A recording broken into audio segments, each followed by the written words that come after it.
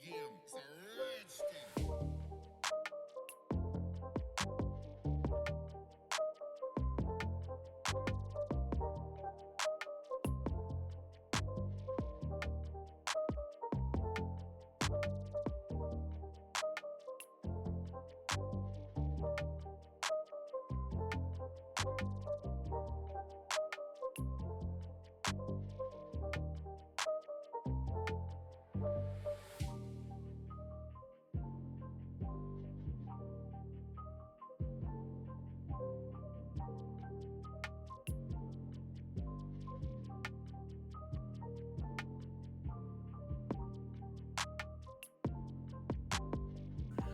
तो गाइस, आपने देखा किस तरह से राइस पुलर काम करता है। अगर सही एडिटिंग और टेक्निक पता हो तो कोई भी ऑब्जेक्ट को आप राइस पुलर बना सकते हैं, जैसे हमने आपको अभी इस वीडियो में दिखाया। तो इस टाइप के स्कैम को हम डालेंगे ऑफलाइन स्कैम में, और जिसको हम नाम देते हैं द स्क्वायर स्कैम। इसको स्क्वायर स्कैम इसलिए कहते हैं क्योंकि इसमें 4 कैरेक्टर्स इन्वॉल्व होते हैं, या फिर आप कह सकते हैं कि 4 पार्टीज। और पहली पार्टी होती है परचेसर, दूसरी पार्टी होती है सेलर, तीसरी पार्टी होती है ब्रोकर, और चौथी पार्टी होती है टारगेट। तो ये प्रॉपरली इस टाइप के जो है स्कैम फ्रेम में काम करते हैं। इसमें पहले तो ये क्या करते हैं, एक टारगेट को ढूंढते हैं जो इन चीज़ों में यकीन रखता हो, बिलीव करता हो, जिसको इन टाइप की चीज़ों में बहुत सारा इंटरेस्ट हो, जो जानना चाहता है क्या ये सही में है, अगर सही में है तो क्या ये परचेस कर सकते हैं, क्या ये अवेलेबल होता है मार्केट में, क्या इसको सेल करेंगे तो उतनी कीमत सच में मिलेगी। जिनके अंदर ऑलरेडी ऐसी क्यूरियोसिटी होती है, उनके अंदर ये बस एक स्पार्क क्रिएट करते हैं। सबसे पहले तो रोल आता है इनके ब्रोकर का। तो ब्रोकर का क्या काम होता है, ब्रोकर सबसे पहले टारगेट को ढूंढता है। वो एक आदमी भी हो सकता है, 2 भी हो सकते हैं, या एक पूरी टीम हो सकती है ब्रोकर्स की। ये सब मिलकर एक टारगेट को ढूंढते हैं, भले वो अब उनके रिलेटिव्स के थ्रू, या फिर उनके फ्रेंड्स के थ्रू, या उनके फ्रेंड सर्कल में कहीं भी हो सकता है।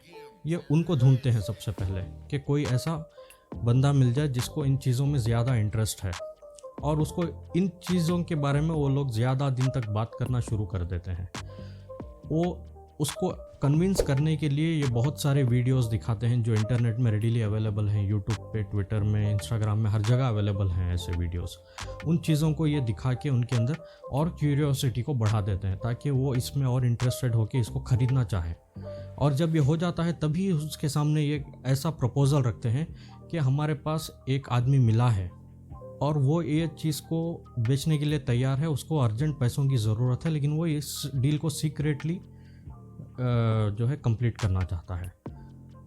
तो उसके लिए इनकी जो बाकी की टीम है वो उसके अगेंस्ट हो जाती है। भले वो उनका ही टीम का मेंबर है, वो टारगेट के सामने ऐसा प्रिटेंड करते हैं जैसे कि ये सब फालतू चीज़ें हैं, फालतू बात है, ये हो ही नहीं सकता, ऐसा वैसा करके उसको पहले तो इग्नोर करते हैं।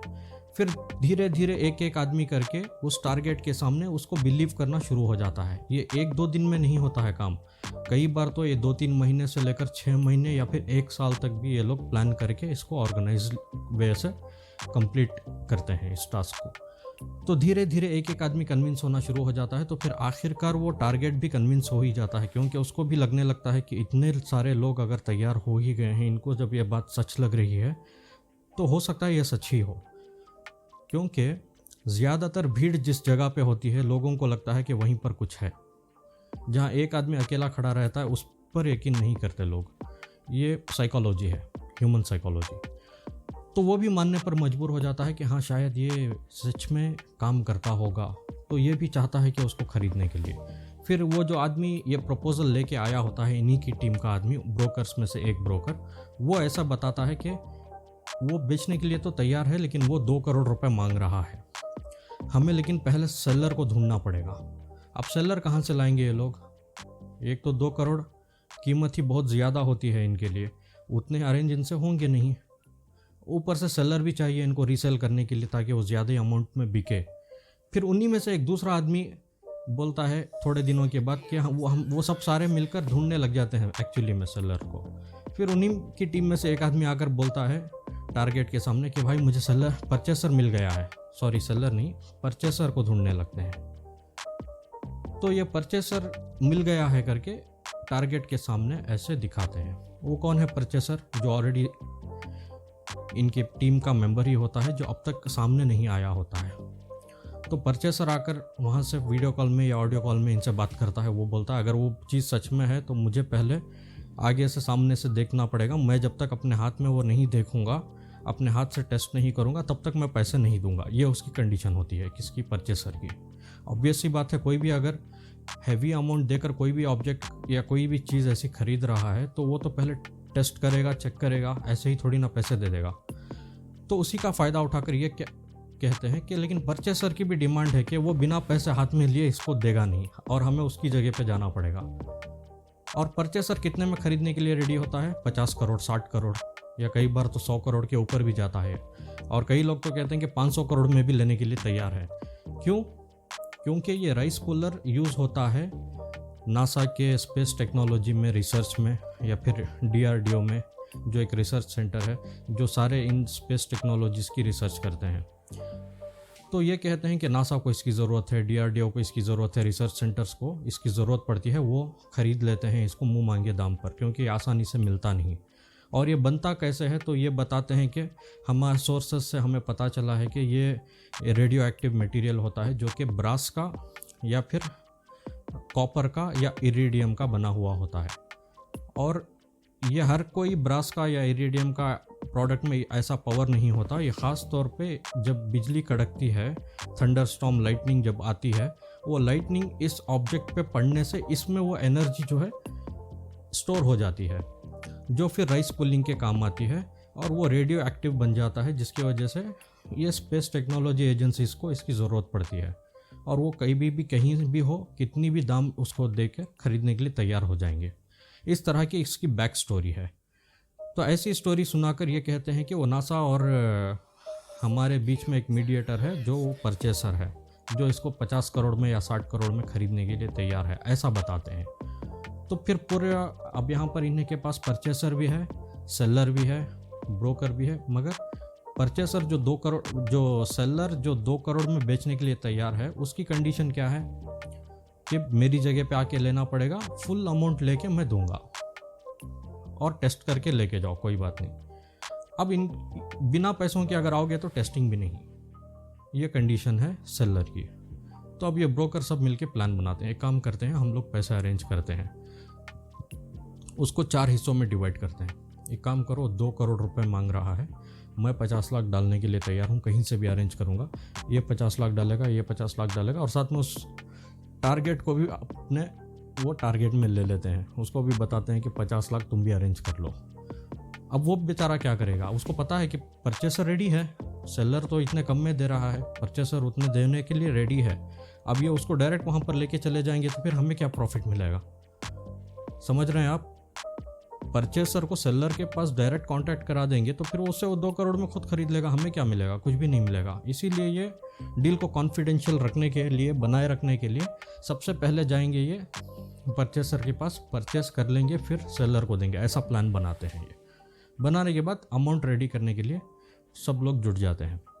मेन कोई भी 1 रुपया अरेंज नहीं करता, सिर्फ इनका टारगेट जो होता है वही इनका मेन पैसे वाला होता है, जिसके पास से पैसे निकालने होते हैं। जब वो पैसा अरेंज करके आ जाता है, उसको बताते हैं हम सब वहीं पर मिलेंगे, चलो वहाँ पर आ जाते हैं। सब लोग ऐसे ही बैग चुप दिखाने के लिए लेके आ जाते हैं, जिसमें पैसा वैसा कुछ होता नहीं। ये बस बताते हैं कि हाँ हमने भी ला लिया, हमने भी ला लिया, लेके जाके उसको दे देते हैं। या फिर कुछ ऐसी स्टोरी बनाते हैं कि हमने अपना कट दे दिया, हमने भी दे दिया, उसने भी दे दिया। ऐसा दिखाते हैं कि 3 लोगों ने दे दिया, बस तुमने देना बाकी है। अब वो बेचारा क्या करेगा? फंस गया है। एक तो अभी अपनी इज्जत भी बचाने की आ गई है उसको, और ऊपर से प्रॉफिट भी उसको कमाना है, तो वो भी देने के लिए रेडी हो जाता है, पैसा लेके आ जाता है। तो सब मिल के उसके पास जाते हैं, बैठ के उसके सामने टेस्टिंग करते हैं। और उनके पास ऐसी टेक्निक रहती है, क्योंकि एक्सपीरियंस रहता है उन्हें कैसे सामने वाले को बेवकूफ़ बनाना है। टेबल के नीचे से उसका सेटअप करके रखते हैं, जिससे कि राइस को वो अपने आप उधर पे पुल करेगा, वो जो भी ऑब्जेक्ट है। लेकिन वो ऑब्जेक्ट नहीं पुल कर रहा होता, वो नीचे से कुछ उसकी टेक्निक रहती है, जिससे वो राइस को उसकी तरफ ऐसे ढकल देते हैं। तो इस तरह से ये उनको बेवकूफ़ बना के वो आइटम दे देते हैं। जैसे ही वो आइटम हाथ में आता है, ये लोग वहाँ से निकलते ही वो जितने भी ब्रोकर थे सब गायब हो जाते हैं और फंस जाता है बेचारा टारगेट। जब तक उसको ये समझ में आए कि उसके साथ स्कैम हो चुका है, ये सब लोग गायब हो जाते हैं। फिर वो कंप्लेंट करता है, तब जाके वो पुलिस के नोटिस में आता है।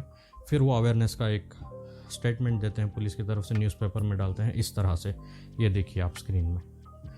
तो इस तरह से वो अवेयरनेस का एक ऐड चला देते हैं न्यूज़पेपर्स पे, ऐसा स्कैम हो गया है एक बंदे के साथ। और ये देखिए, ये सारी चीज़ें हैं जो ये बताते हैं कि ये रेडियो एक्टिव हैं, और यही हैं वो राइस पुल्लर करके, जिसमें कॉइन है और ये पॉट होता है, एक वेस्ट टाइप होता है, और भी बहुत सारे ऐसे टाइप की चीज़ें होते हैं। ये आप देख लीजिए स्क्रीन पे, बहुत सारी चीज़ें ऐसी ये लोग बताते हैं कि ये सारी नासा और DRDO को इसकी बहुत सख्त ज़रूरत है, जो कि सिर्फ हमारे पास है।